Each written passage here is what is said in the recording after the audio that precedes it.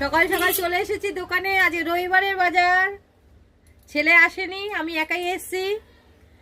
কি করা যাবে এখন, ছেলে যদি না আসে কি করবো বলুন, জোর করে তো কিছু করা যায় না।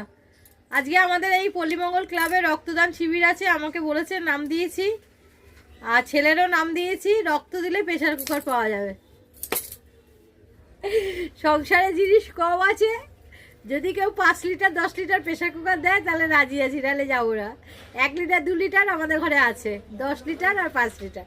ঠিক আছে বন্ধুরা, জানিয়ে দিলাম, কেউ যদি বড় প্রেসার কুকার, বড় কিছু এসি এইসব গিফট দেয় কেউ, তাহলে যাবো রক্ত দিতে, নাহলে যাবো না। রক্তর বিনিময়ে যদি গিফটই নিতে হয় তাহলে ভালো গিফটই নেবো, আইফোন নেবো। ঠিক আছে, সাথে তখন দেখাচ্ছি সারাদিনটা কি করছি। আইফোন কিন্তু চাই আমার, বলে দিলাম। বন্ধুরা বিকালে দোকানে চলে এসেছি। আজকে সকালবেলা খুব শরীরটা খুব খারাপ লাগছিল। অ্যাকচুয়ালি ব্যাপারটা হচ্ছে না, রেস্ট হচ্ছে না, তো প্রত্যেক দিন দোকানে আসা, রেস্টের তো উপায় নেই। তো দোকানে আসা, এদিক ওদিক কাজ সব তো আমাকেই করতে হয়।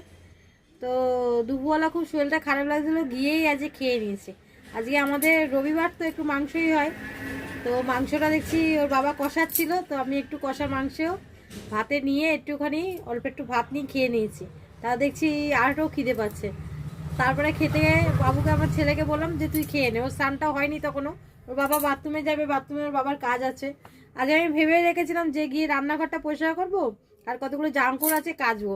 বন্ধুরা বিশ্বাস করুন, এত শরীরটা খারাপ লাগছিল, মানে কি বলবো, আমি গিয়ে খেয়ে ঘুমিয়ে পড়েছি। খানিকক্ষণ ঘুমাবার পর 4:30টার সময় উঠে রান্নাঘরে বাসনপত্র মেজে রেডি হয়ে মার ঘরে গেছি। মার ঘরে মাংস আজকে করেছিল যেহেতু, বাবাকে একটু কষা মাংস দিয়ে আসলাম। দিয়ে এসে তারপরে দোকানে চলে এসেছি। এসে রেডি হয়ে সন্ধেবাতি দিয়ে, এখন কাস্টমার আসতেই থাকে বিকাল থেকে, সে তো আসতেই থাকছে। তো এখন চলবে। ছেলে বলছিল মা 100 টাকা দাও, একদম দিনই। বলেছি চল দোকানে চল আমার সাথে, মেলায় যাবি তো চল আমার সাথে মেলায় চল, আজকেই লাস্ট মেলা। বললাম চল না, ওকে 100 টাকা দাও, আমি দিয়ে আসিনি। বলেছি যে পয়সা হাতে দেওয়া যাবে না, কিছু খাবার খেলে কিনে দেবো। পয়সা হাতে দিলে এদিক ওদিক করতে থাকে বন্ধু বান্ধবরা মিলে, বুঝেছেন, সব দিকেই চিন্তা আছে। তো সাথে তখন দেখাচ্ছি কি করছি, পাশে থাকবেন বন্ধুরা। আপনারা তো পাশে আছেন, অবশ্যই পাশে থাকবেন। ও আরেকটা কথা, যেটা আজকে কালকে যে এসিটা কিনে এনেছি, ওরা বললো ডেলিভারিটা 7 দিন বাদে দেবে। তো আজকে বিকালেই এসিটা চলে এসছে। এবারে ইলেকট্রিক মিস্ত্রি আসবো, ওরা ফিট করে দিয়ে যাবে।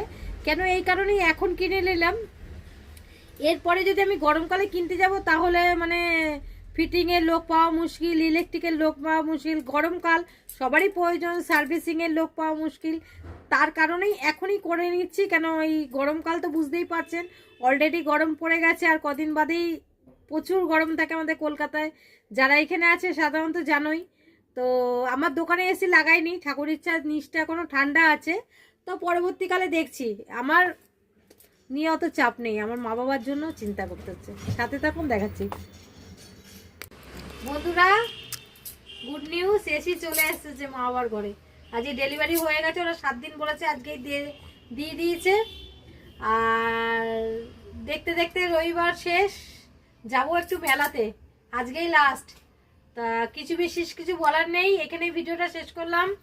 ভালো লাগলে সাথে থাকবেন, খারাপ লাগলেও সাথে থাকবেন, মানে সব সময় এদিকেও যাবেন না ওদিকে যাবেন না, সাথে থাকবেন অবশ্যই।